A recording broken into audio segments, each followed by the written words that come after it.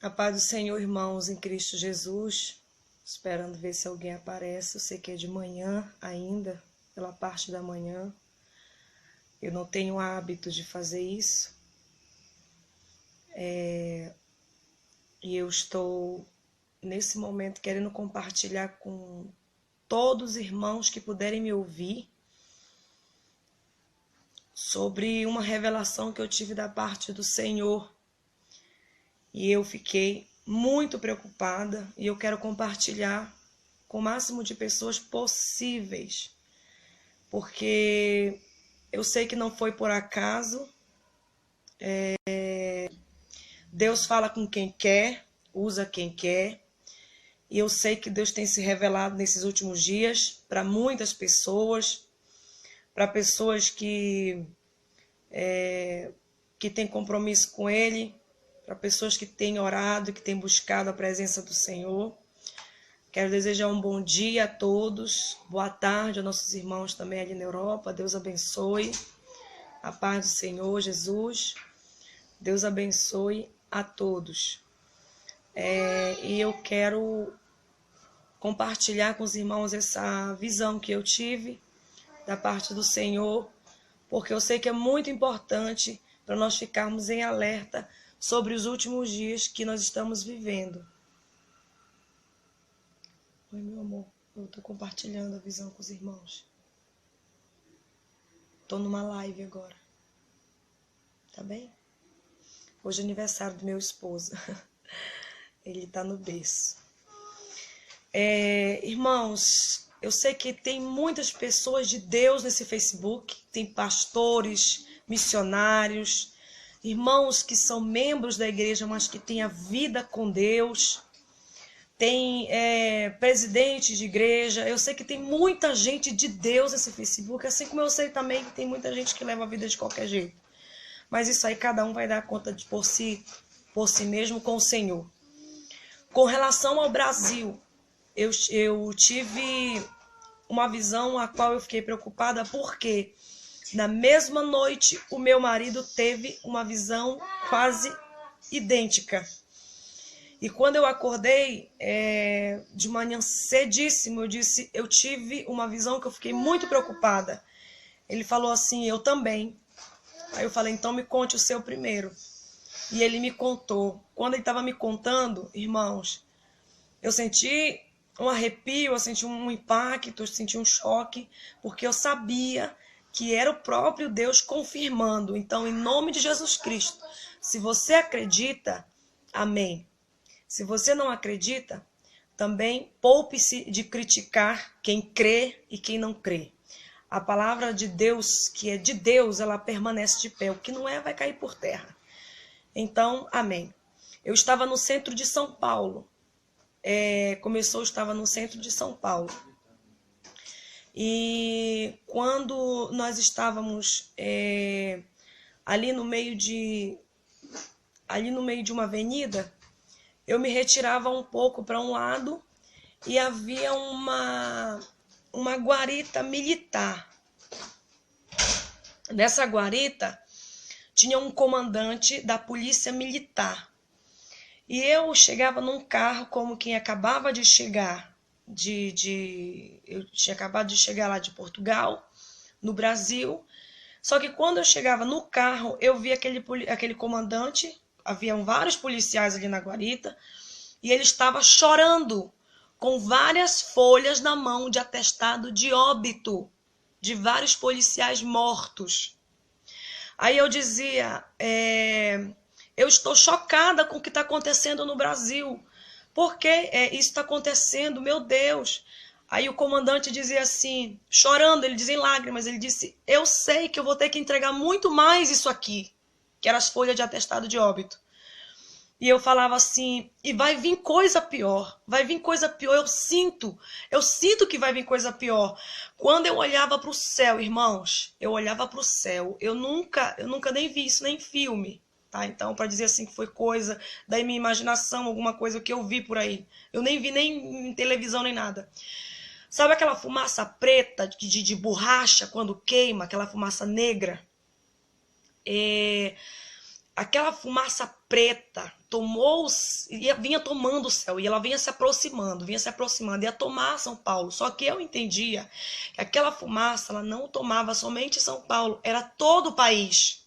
Ela vinha tomando todo o país. E quando eu olhava aquela fumaça negra, o que mais me chocou foi isso, irmãos. É que a fumaça era em forma de cavalo. Aleluia. Era um cavalo gigantesco, um cavalo negro. Aleluia. E aquele cavalo negro tinha 2 cabeças. Aquele cavalo enorme. Era uma coisa assim, aterrorizante. E ele vinha e eu dizia, ela tá chegando, ela tá chegando. E quando eu dizia, ela tá chegando, eu me referia à morte. A morte. Vocês estão entendendo, irmãos? A morte. E quando aquela fumaça, aquele cavalo, eu dizia, mas esse cavalo tem 2 cabeças. Eu ficava apavorada, que era normal, eu via uma cena daquela. Então, ele dizia, aí eu olhava para os policiais que estavam na minha frente, eu dizia assim, e ela vai fulminar milhares de vidas, ela vai fazer assim. Eu fazia assim na frente de um policial, e o outro dizia, e milhares de vidas ela vai fazer isso aqui, ó. Eu fazia assim, ela vai sugar e vai ficar só pele e o osso. Muitas vidas vão ficar só pele e o osso. E quando eu falava isso, eu entendia que era morte, praga, doenças. Vocês estão entendendo, irmão, a profundidade do que está acontecendo? Eu saía de lá, irmão, mas não parou por aí. Eu saía de lá da frente daquela guarita, com aquele comandante, com aqueles papéis na mão, assustada, porque a fumaça estava tomando de conta de todo o estado, de todo o Brasil. Aí eu dizia assim, eu dizia dessa maneira, nós temos que sair daqui, nós temos que fugir daqui. Eu entrava numa central, onde havia como se fosse um banco do Santander, do Bradesco, não me lembro exatamente o que banco era, mas era um banco muito grande. A gente sabe que as centrais de banco, elas são enormes. E havia como que uns 20 caixas lá dentro, mas muita gente dentro daquele banco. E quando eu entrava, que eu me aproximava da área daquela porta giratória, tinha um homem disfarçado de como se fosse guarda do banco, e ele tirava de dentro do bolso um aparato desse tamanho, um aparelho desse tamanho assim, meio dourado, brilhoso, e jogava no meio do povo. Irmãos, explodia. Era gente voando para todo lado, dentro daquele lugar. Pedaço de corpos voando, as pessoas desesperadas. Eu consegui me esconder debaixo, perto de uma mesa, perto da porta giratória do banco. E as pessoas saíam gritando desesperadas. Eu dizia, meu Deus, é um ataque, é um ataque. E nós saíamos correndo desesperados, procurando lugar para se esconder. E eu saía correndo porque eu seguia um policial que ele estava paisando, ele não estava de farda, eu sabia que era policial. Eu não sei se eu sonhei com policiais porque eu sou filha de militar, meus tios são militares, são 8 na minha família. Não sei se tem alguma coisa a ver. Mas eu seguia eles, eu vou seguir ele porque eu sei que eles conhecem estratégia de sobrevivência. E eu saía correndo, irmãos, quando eu acordei angustiada. Então, em nome de Jesus Cristo, o que eu quero falar para todos é que nós estamos vivendo dias a qual o pecado está se espalhando no nosso meio. As nossas igrejas evangélicas no Brasil estão se misturando com os costumes do mundo. O mundo já entrou de uma maneira, são tantos altares corrompidos. A gente que anda pelo Brasil todo e fora, a gente tem visto quantas pessoas têm subido no altar em pecado, quantas pessoas estão completamente imundas, quantas pessoas estão dizendo que servem a Deus e não servem a si próprios, mas isso não é só o problema, porque estão ganhando milhares de vidas, mas o pior não é só isso. O pior são pessoas carregadas de maldição, pessoas que não têm compromisso com Deus, estão cada vez mais amaldiçoando a igreja, estão corrompendo mais. E essas influências diabólicas, doutrinas de demônios estão entrando no nosso meio.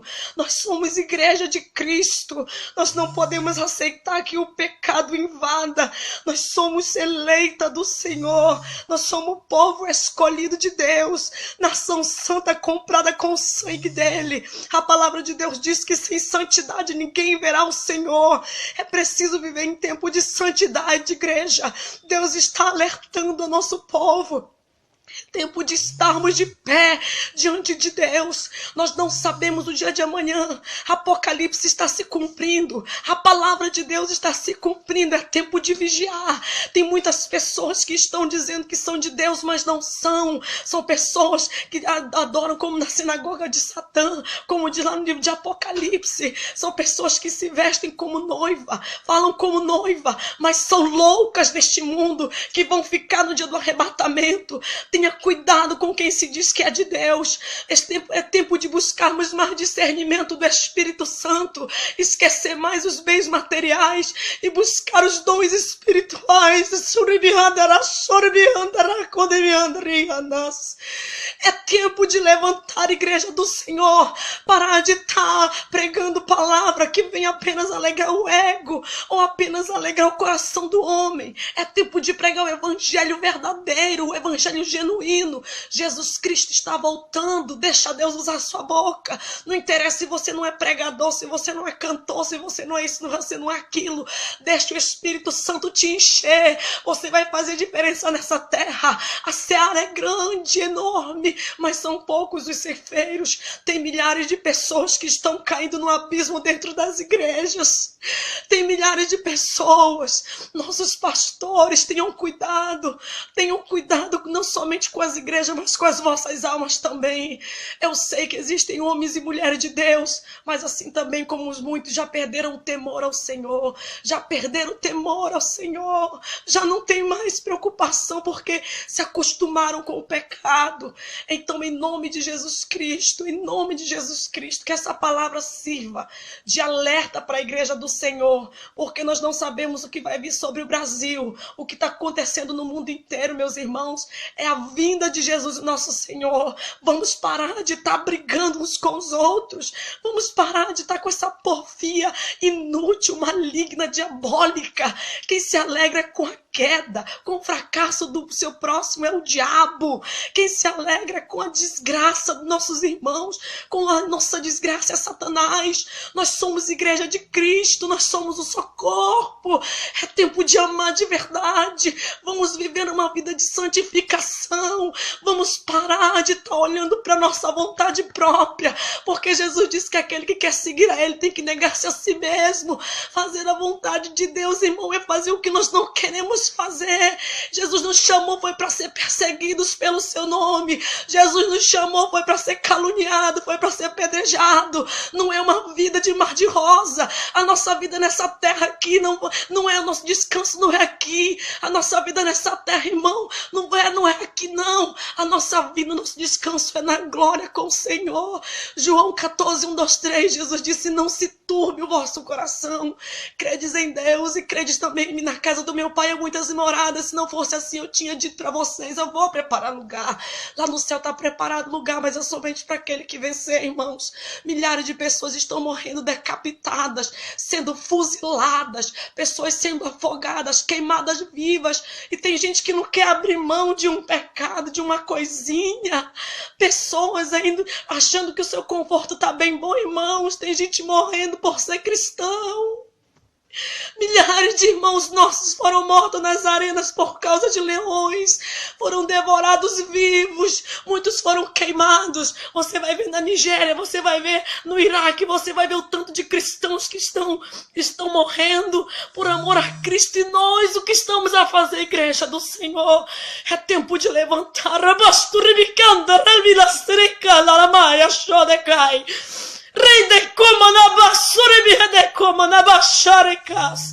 É tempo de levantar a igreja do Senhor, levantar os vossos olhos para o Senhor, parar de estar olhando para o defeito dos nossos irmãos. porque os nossos irmãos são falhos como todos nós somos. Então, em nome de Jesus Cristo, que o Espírito Santo Consolador te ajude, me ajude, nos ajude, porque nós temos que dar as mãos, nós somos membros de um só corpo, a qual Cristo é a cabeça, e nós temos que dar as mãos, irmãos, se nós queremos chegar no céu. Vamos perdoar, vamos orar, vamos viver em santidade, porque nós precisamos estar com a vida no altar. Vamos orar pelo Brasil, apresente o Brasil ao Senhor, essa nação abençoada, mas o pecado está corrompendo nosso meio, irmão, cada dia mais.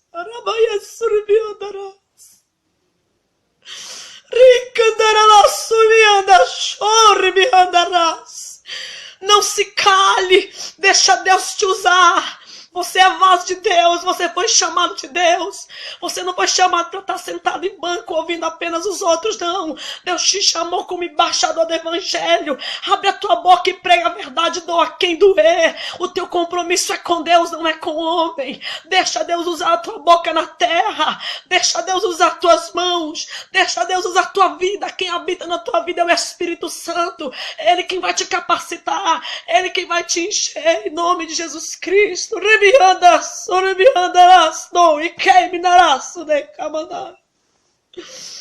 Aleluia.